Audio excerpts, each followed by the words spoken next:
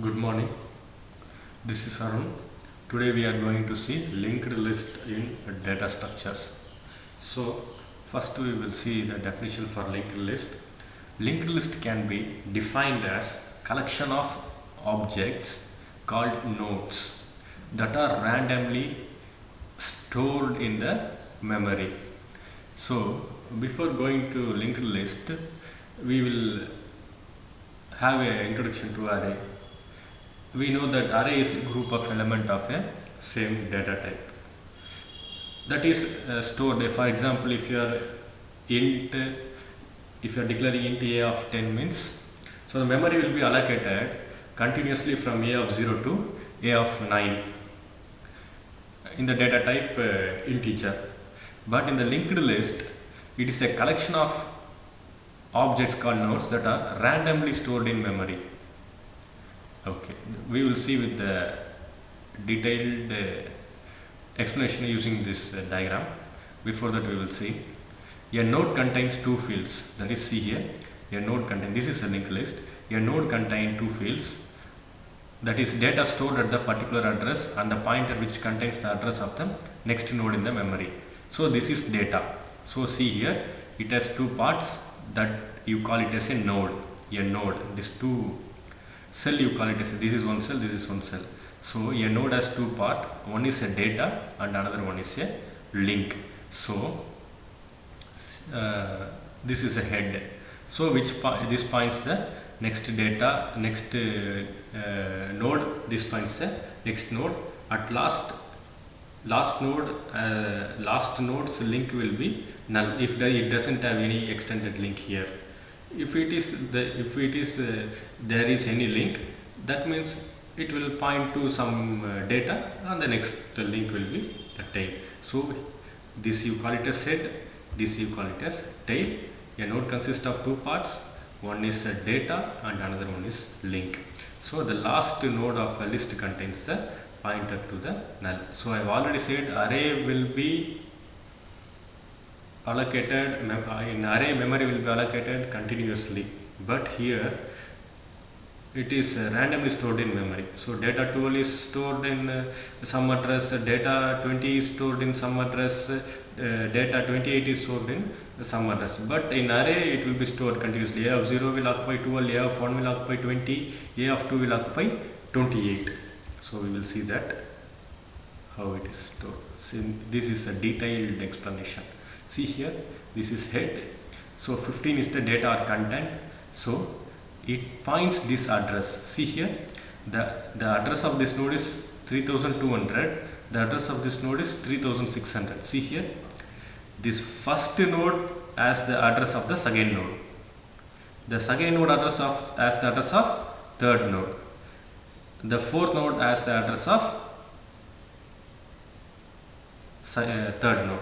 So the last node doesn't have any continuation. So the last you call it as null. So this is the linked list. This is the advantage of linked list over array. In array we can store only in a continuous manner. Here we can store randomly, but it will consist the address of the next node. So see here, it consists the address of this second node consists the address of the third node. That is the advantage.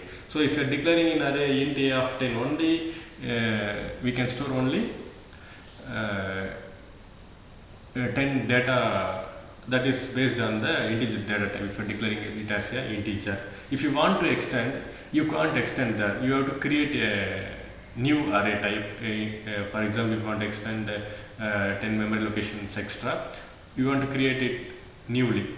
Or if you creating if you want to store only 10 data, if you are creating array for 50 data items, it is a waste of memory.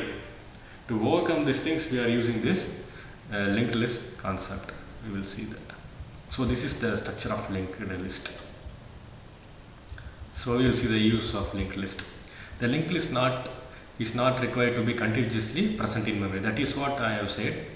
Continuously we doesn't need a memory.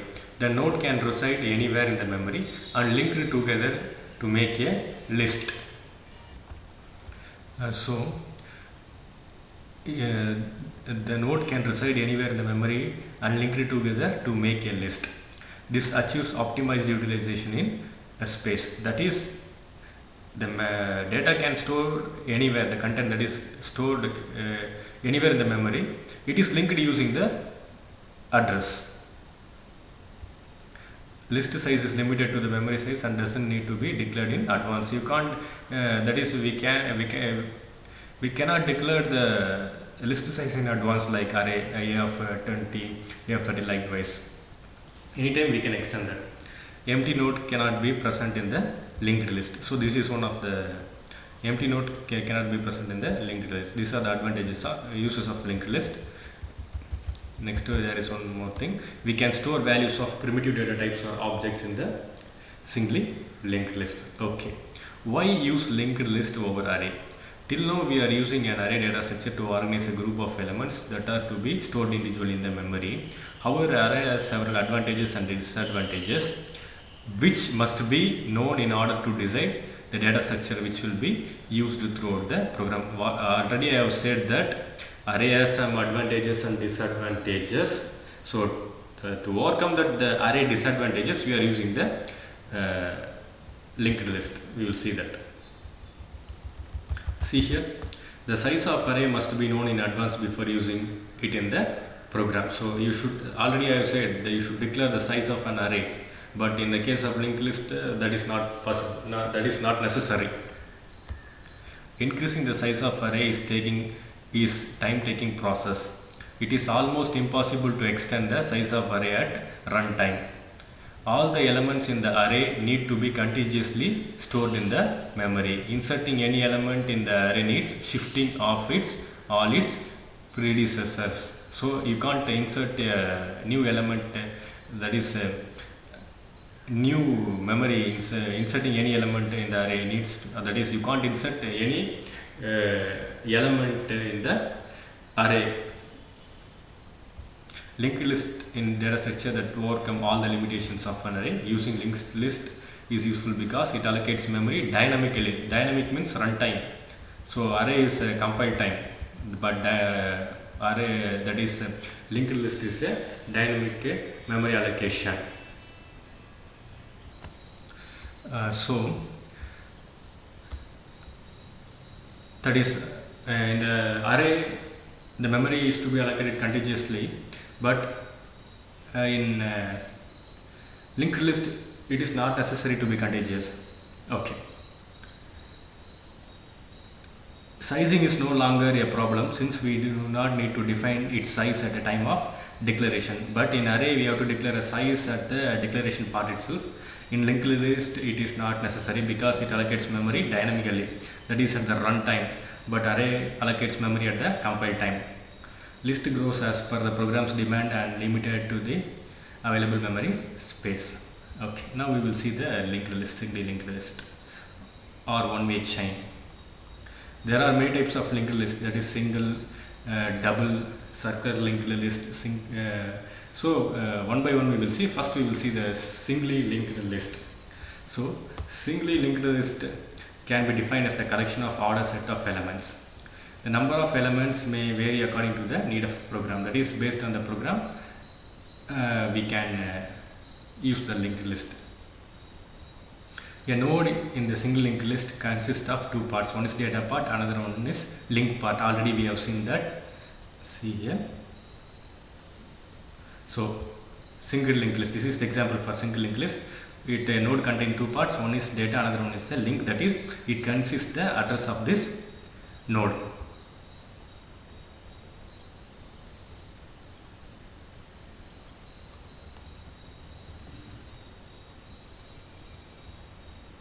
Okay, data part of the nodes stores actual information that is to be represented by the node, while the link part of the node stores the address of its immediate successor. Immediate means next. One-way chain or singly linked list can be traversed only in one direction. In other words, we can say that each node contains only the next pointer, therefore we cannot traverse the list in the reverse direction. We will see the example for that. See that head it points the address of the next immediate node. So null, it represents the null, so it will be the tail part. So we will see the complexity of the,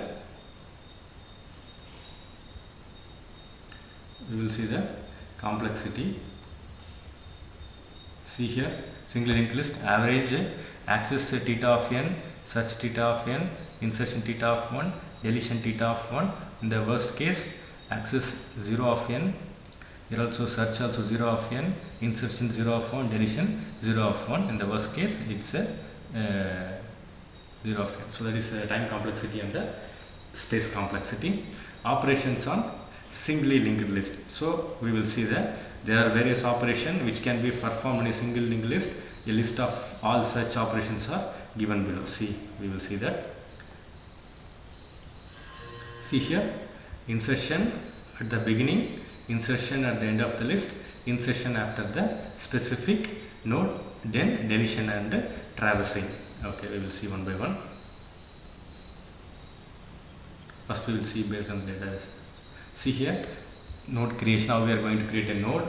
So structure name is node.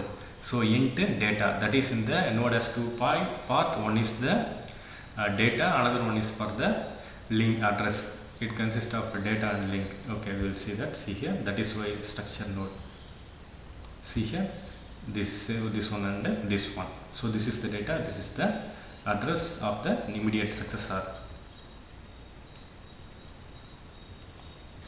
So struct node pointer next, that is why it points the address of the next successor, star node head comma pointer. So this is how we are going to create a node. So here, see here, you see here, pointer equal to structure node malloc size of struct node. So first we will see the insertion.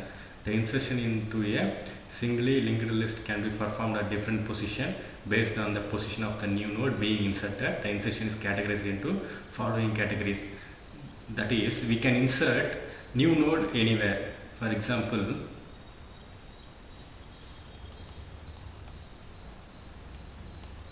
if this is the first node, that is a head.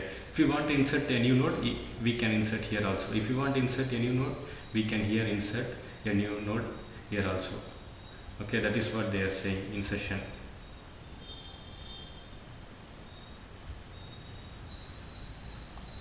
So insertion at the beginning, at the first, at the head also you can insert a element. Insertion at the end of the list, that is at the end also you can. It involves inserting of any element at the front of the list, that is the head. We just need to a few link adjustment to make the new node at the end of the list. This is at the tail. It involves insertion at the last of the linked list. The new node can be inserted as the only node in the list, or it can be inserted as the last one. Different logics are implemented in each scenario. Insertion after a specific node. In the middle we can insert the node. That is what they are saying. Now we are going to delete and how we are going to traverse.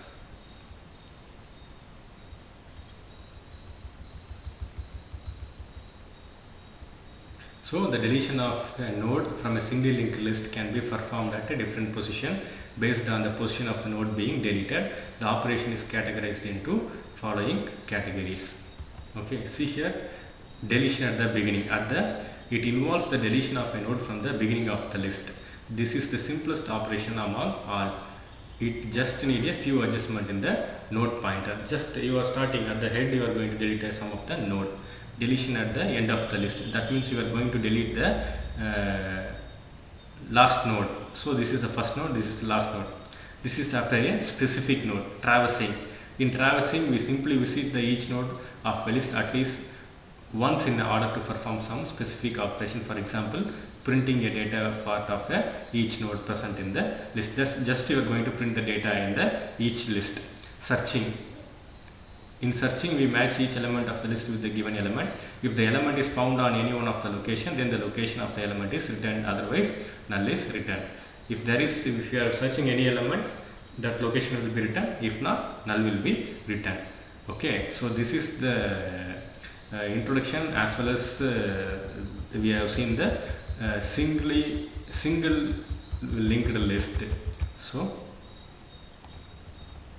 So here we are performing insertion, deletion and searching and traversing. So if you want to delete an element, we can delete here this element, that is head, here tail. If you want to delete this specific, here also we can delete. If you want to insert a specific element, we can insert here, we can insert here, we can insert here. If you want to traverse, we can traverse each data through each node. Okay, so these are the things. If you want search, if you want to search 34, we can search. If for example, if you want to search data 45, it is not there, it will return a null. Thank you. In the next class we will see doubly linked list,